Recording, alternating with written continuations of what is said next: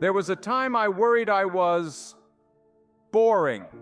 Not in a dramatic fall-on-the-floor way, but in subtle moments, pauses in conversation that stretched too long, people checking their phones while I was mid-sentence, or smiles that felt polite more than engaged. I started wondering if something was wrong with me. Was I just not interesting enough? Did I lack personality? I didn't feel boring. I had thoughts, dreams, things I cared about deeply. But still, something wasn't landing. And it wasn't just about being entertaining, it was about connection, about feeling seen. The truth hit me one day during a conversation with an old friend. He said it gently, but it stung. You always seem like you're holding something back, like you're waiting to be interesting instead of just being. That stayed with me. I started asking myself, why do some people seem to light up a room while others fade into the background? What actually makes someone interesting? At first, I thought it was about doing more adventures, more skills, more exciting stories. But then I noticed something strange. Some of the most magnetic people I met weren't the most accomplished or extreme. They weren't loud or wild, they were present, curious, comfortable in their skin. They made others feel heard, not just impressed. That's when it started to make sense. Psychologist Carl Rogers once said, "What is most personal is most universal." The people we find interesting aren't those who hide behind impressive stories. They're the ones who reveal something honest, something human. Being boring isn't about having a dull life. It's about hiding the vibrant parts of you because you think they won't matter, because you've learned to filter your words, dull your colors, and play it safe.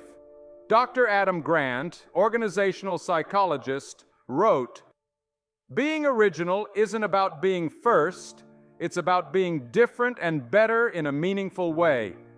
That's the truth we forget. You don't have to invent something groundbreaking to be compelling. You just need to bring your full self to the moment. Most people live like background music, safe, predictable, low volume. And then they wonder why no one leans in to listen. I learned that the cure for being boring isn't found in impressing others. It's found in expressing yourself more fully. And it starts with one simple practice: curiosity, not just about others, but about life itself. When you're deeply curious, your presence becomes magnetic. You ask better questions. You notice the details others miss. You stop thinking about what to say next and start being fascinated by what's in front of you. Have you ever noticed how children seem endlessly interesting? It's not because they're experts. It's because they're explorers. They're in awe. They don't hide behind polished words. They speak from what they see, feel, imagine. That's not immaturity. That's aliveness. Somewhere along the way we lose that. We replace wonder with worry. We edit ourselves until we vanish in our own sentences. There's a quiet kind of boredom that creeps in when we stop showing up authentically, when we rely too much on facts and forget to tell stories, when we talk to prove instead of connect. That was my problem. I wanted to sound good, not be real. And people can feel that. Neuroscience researcher Dr. 𝐟𝐸𝐫𝐬𝐿 explains that when someone tells a story with emotion and detail, the listener's brain starts to mirror theirs. That's called neural coupling. But it only happens when there's vulnerability, when there's truth. So how do you stop being boring? You stop hiding, you stop reciting the same safe answers, and start offering the real ones. You say, "Actually, I've been struggling with that too," or "I've never thought about it like that." You speak from your actual experience instead of what you think sounds impressive.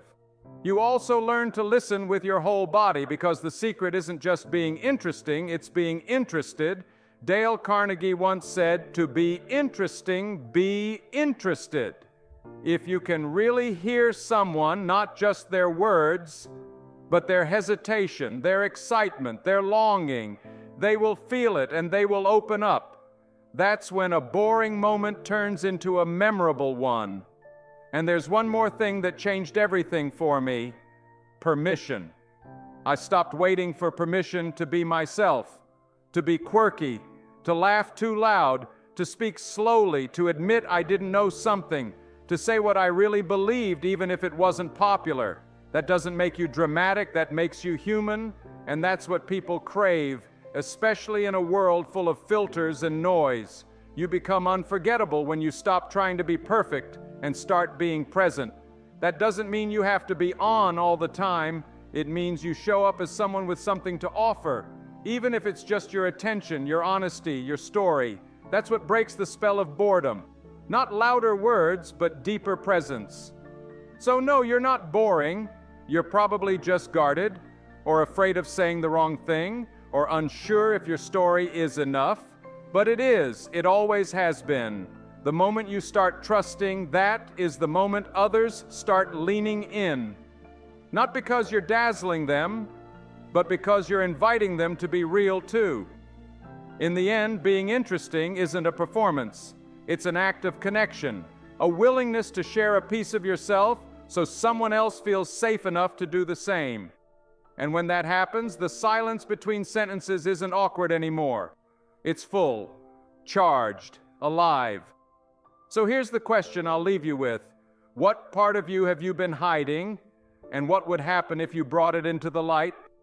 If this story made you pause, even for a second, then maybe it's time to stop shrinking yourself to fit in. Subscribe for more stories that help you unlearn the noise and reconnect with what makes you human.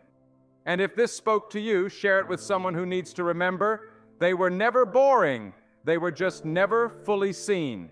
Thank you for watching.